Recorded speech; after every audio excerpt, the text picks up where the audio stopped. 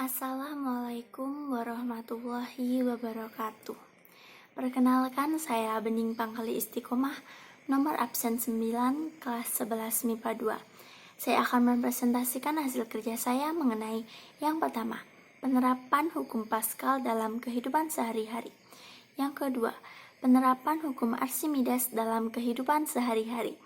Yang ketiga, penerapan asas Bernoulli dalam kehidupan sehari-hari. Yang pertama adalah hukum Pascal. Hukum Pascal adalah salah satu hukum fisika yang berlaku di dalam fluida statis. Hukum ini dirumuskan oleh ilmuwan asal Prancis, yaitu Blaise Pascal. Bunyi hukum Pascal: tekanan yang diberikan pada zat cair di dalam ruang tertutup akan diteruskan oleh zat cair itu ke segala arah dengan sama besar. Penerapan hukum Pascal dalam kehidupan sehari-hari. Pertama adalah lift hidrolik. Lift hidrolik serbaguna dalam kegunaannya. Ia memiliki alat hidrolik yang digunakan untuk mengangkat benda berat. Dalam kasus pengangkatan hidrolik, gaya yang diterapkan menciptakan gaya angkat dan kerja. Persamaan matematis hukum Pascal dalam membantu penentuan tekanan yang dapat diberikan pada fluida di piston sehingga tercipta gaya yang cukup untuk mengangkat dan menggerakkan suatu benda. Yang kedua adalah pompa hidrolik.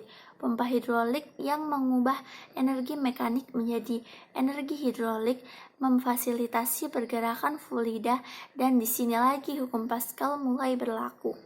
Pompa hidrolik membantu pembuangan fluida, dilengkapi dengan silinder kecil yang dihubungkan ke silinder besar, dan kedua silinder tersebut diisi dengan oli. Udara terkompresi yang dimasukkan ke silinder kecil memberikan tekanan pada permukaan oli.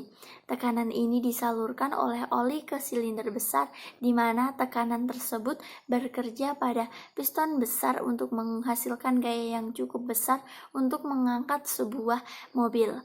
Dongkrak hidrolik yang termasuk dalam kategori wadah tertutup.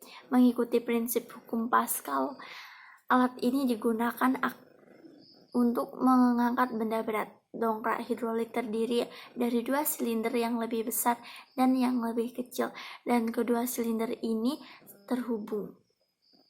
Ketika pegangannya ditekan, katup menutup dan piston kecil memaksa fluida melalui katup lain ke silinder yang lebih besar untuk kemudian menghasilkan gaya yang lebih besar disalurkan ke beban. Oleh karena itu, kita dapat mengatakan bahwa ketika gaya diterapkan, tekanan diberikan ke seluruh volume dan permukaan silinder.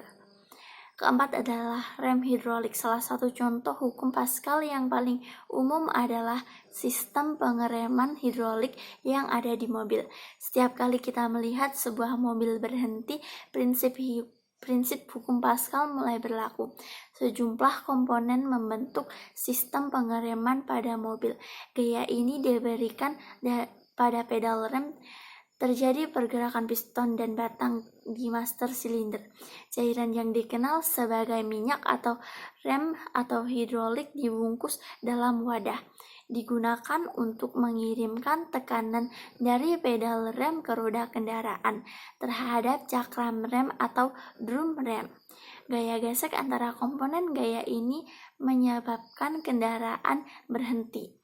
Rem hidrolik digunakan di mobil, sepeda motor, dan truk.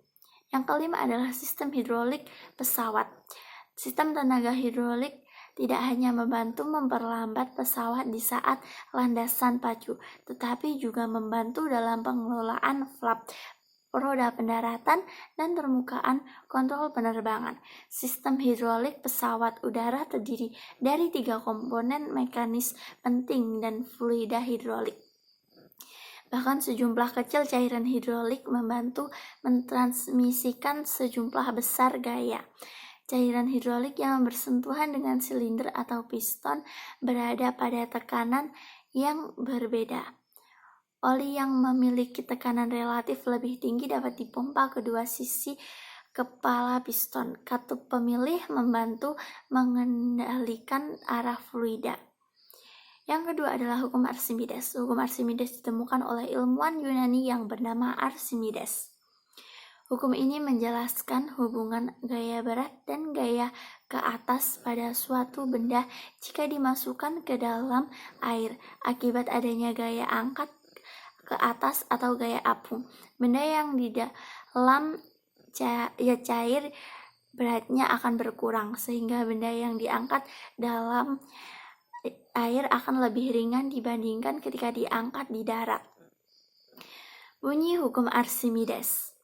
Sebuah gaya yang dicelupkan seluruhnya atau sebagian dalam zat cair akan mengalami gaya ke atas yang besarnya sama dengan berat zat cair yang dipindahkan oleh benda tersebut. Penerapan hukum Archimedes dalam kehidupan sehari-hari. Yang pertama adalah hidrometer. Hidrometer merupakan alat yang digunakan untuk mengukur massa jenis suatu zat cair.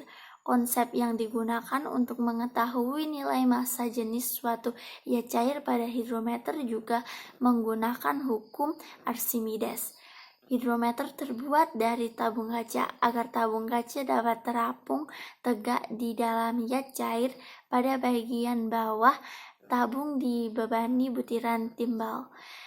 Diameter bagian bawah tabung kaca dibuat lebih besar supaya volume zat cair yang dipindahkan di hidrometer lebih besar, sehingga dapat dihasilkan gaya ke atas yang lebih besar dan hidrometer dapat mengapung di dalam zat cair. Dua adalah jembatan ponton atau jembatan gantung. Jembatan ponton adalah jembatan yang terbuat dari drum kosong sebagai alat apungnya dan jajaran kayu sebagai jalannya. Jembatan ponton dapat ditemui di daerah pelabuhan. Drum kosong berisi udara yang memiliki massa jenis lebih ringan daripada massa jenis air laut, sehingga drum kosong tersebut dapat mengapung pada air laut. Ketiga adalah balon udara. Balon udara diisi dengan gas dengan massa jenis yang lebih kecil atau ringan dari massa jenis udara di sekitarnya. Dengan perbedaan massa jenis tersebut dapat membuat balon udara mendapat gaya angkat ke atas, sehingga balon udara dapat terbang seperti pesawat. Yang keempat adalah kapal selam. Kapal selam mampu mengatur massa jenisnya di dalam air agar bisa menyelam, melayang, dan mengapung di permukaan air dengan cara mengeluarkan atau memasukkan air untuk mengurangi atau menambahkan massanya. Yang kelima adalah kapal laut. Kapal laut biasanya terbuat dari baja atau besi, tetapi dapat mengapung di atas laut. Hal ini karena gaya angkat kapal sebanding dengan berat kapal. Kapal laut memiliki bentuk berongga, sehingga volume air yang dipindahkan lebih besar dan gaya angkat ke atas lebih besar juga. Yang ketiga adalah asas Bernoulli. Penerapan asas Bernoulli pada kehidupan sehari-hari. Yang pertama adalah mengendarai sepeda motor. Ketika kita mengendarai sepeda motor dalam keadaan ngebut, maka kecepatan udara di bagian depan dan samping tubuh kamu besar. Sebaliknya, kecepatan udara di belakang tubuh kamu lebih kecil. Alhasil, tekanan udara di belakang tubuh kamu menjadi lebih besar daripada di depan. Nah, perbedaan tekanan udara inilah yang membuat udara mendorong baju kamu ke belakang, sehingga menjadi menggembung. Yang kedua adalah penerapan asas Bernoulli pada mesin uap. Mesin uap adalah mesin yang menggunakan energi panas dalam uap air dan mengubahnya menjadi energi mekanis. Mesin uap digunakan dalam pompa, lokomotif, dan kapal laut dan sangat penting dalam revolusi industri. Pada dasarnya, karburator bekerja menggunakan prinsip Bernoulli. Semakin cepat udara bergerak, maka semakin kecil tekanan statisnya, namun makin tinggi tekanan dinamisnya. Pedal gas pada mobil sebenarnya tidak secara langsung mengendalikan besarnya aliran bahan bakar yang masuk ke dalam ruang bakar. Pedal gas sebenarnya mengendalikan katup dalam karburator untuk menentukan besarnya aliran udara yang dapat masuk ke dalam ruang bakar. Udara bergerak dalam karburator inilah yang memiliki tekanan untuk menarik serta bahan bakar masuk ke dalam ruang bakar.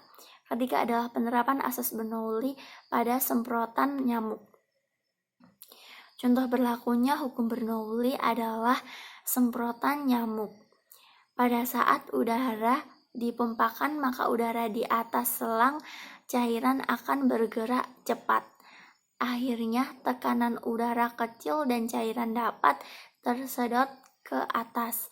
Penerapan asas Bernoulli pada sayap pesawat terbang. Penerapan asas Bernoulli pada pesawat terbang gaya angkat yang berlaku pada kedua sayap pesawat terbang adalah contoh dari aplikasi hukum Bernoulli.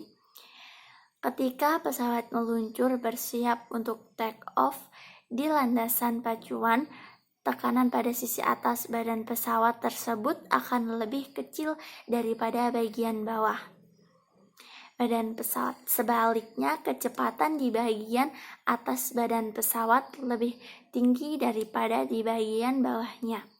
Kelima adalah penerapan asas Bernoulli pada cerobong asap.